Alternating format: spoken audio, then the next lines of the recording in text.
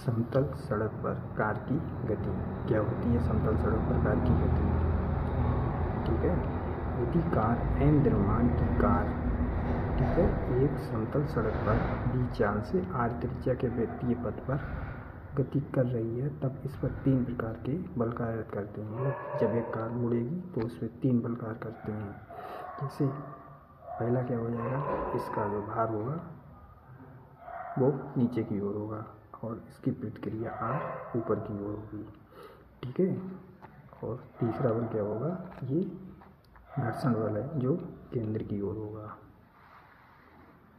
ठीक है। अब देखो ये बल हैं, ये संतुलित कैसे होंगे, ठीक है। तो देखिए कार का जो भार है वो नीचे की ओर है और प्रतिक्रिया ऊपर की ओर है, तो ये दोनों एक सीधी रेखा में है और ठीक है, और एक की दिशा ऊपर एक नीचे, तो ये दोनों संतुलित हो जाते हैं। संतुलित क्यों होते हैं? क्योंकि भार जितना होगा प्रतिक्रिया उतनी ही लगती है, इसीलिए R बराबर mg हो जाएगा। अब घर्षण बल देखो कैसे होगा,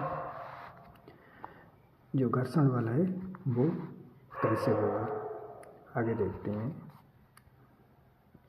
देखिए मोड़ पर वृत्तीय पथ पर गति करने के लिए अब केंद्र बल की आवश्यकता होती है, ठीक है। जब कार मुड़ती है तो केंद्र की ओर एक बल लगता है जिससे हम क्या करते हैं, अब केंद्र बल कहते हैं, ठीक है। अब वृत्तीय मोड़ पर गति करते समय कार के पहियों की प्रवृत्ति वृत्तीय पथ को त्याग कर सरल रेखीय पथ पर चलने की रहती है। मतलब जब ये कार सड़क पर मोड़ पर मुड़ती है तो मतलब वृत्तीय ना होकर कुछ सरल रेखीय हो जाती है, ठीक है। तो ये जो प्रवृत्ति होती है सरल रेखीय होने की, वो क्या करती है, वो टायर और सड़क के बीच जो घर्षण बल होता है, मतलब घर्षण बल होता है, वो इस प्रवृत्ति का घर्षण बल ही इस प्रवृत्ति का विरोध करता है, मतलब सरल रेखीय गति का विरोध करता है। देखिए यहाँ पे लिखा है कि वृत्तीय मोड़ पर गति करते समय कार के पहिया सरल रेखीय पथ पर चलने की रहती है, ठीक है। कार के टायर व सड़क के बीच कार्यरत घर्षण बल टायरों की इस प्रवृत्ति का विरोध करता है, इसीलिए ये घर्षण बल वृत्तीय मोड़ के केंद्र की ओर कार्य करता है, ठीक है, तथा मोड़ की गति के लिए आवश्यक केंद्र बल प्रदान करता है। मतलब जब ये कार मुड़ेगी तो ये अब घर्षण बल केंद्र की ओर लगेगा, तो इसी से क्या हो जाएगा, अब केंद्र बल हमें मिल जाएगा, ठीक है। तो देखो अतः केंद्रीय वृत्तीय मोड़ पर जो अब केंद्र बल है वो घर्षण बल के बराबर होगा या उससे कुछ छोटा होगा, ठीक है, मतलब ज़्यादा नहीं होगा इससे। तो mv² बराबर क्या होता है,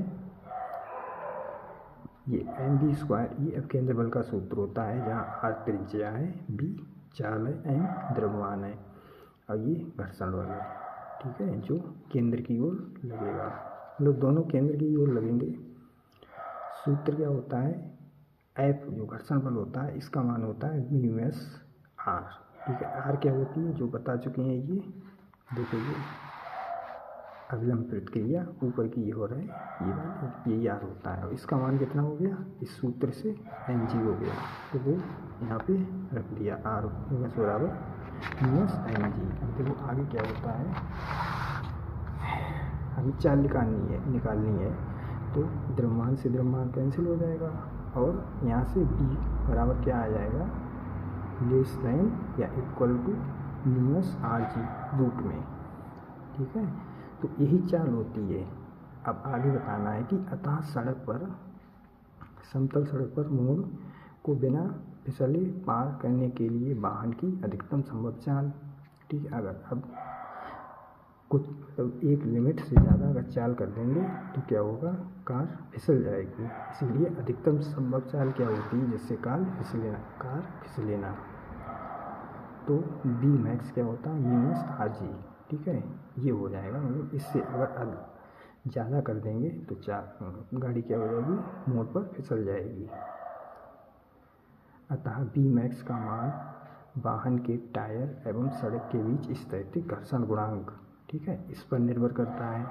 वृत्तीय पथ की त्रिज्या पर भी निर्भर करता है, परंतु वाहन के द्रव्यमान पर निर्भर नहीं करता है। द्रव्यमान कितना भी भारी क्यों ना हो, लेकिन वो उसके मान पर निर्भर नहीं करता है, ठीक है। ये इनकी कंडीशन होती है, ठीक है। धन्यवाद।